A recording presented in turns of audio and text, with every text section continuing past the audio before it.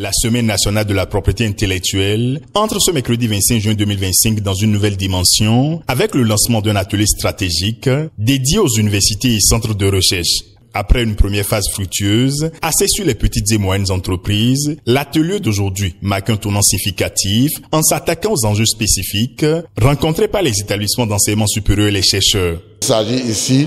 de la sensibilisation des universités plutôt et des instituts de recherche et de développement,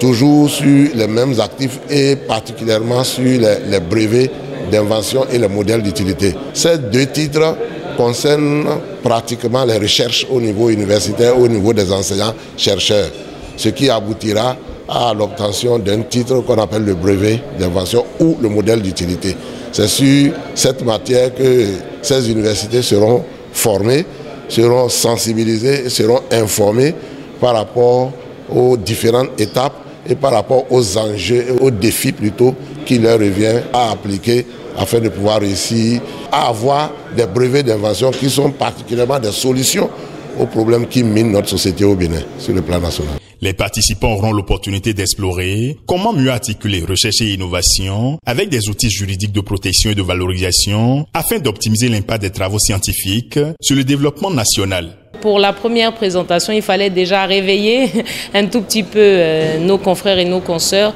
mais surtout leur donner les fondamentaux de ce que sont les différents droits de propriété intellectuelle. On a mis l'accent surtout sur les brevets, parce qu'on sait que les brevets s'appuient sur des processus, sur des activités de recherche, des activités inventives, et puis on a aussi vu des questions de modèles d'utilité. On a fait plusieurs illustrations de différents niveaux technologiques, ça veut dire des innovations de moyens contenus technologiques. Et puis aussi, on leur a montré des startups qui s'appuient vraiment sur des innovations basées sur la science. Donc, c'était d'abord fixer quelques bases en termes de compréhension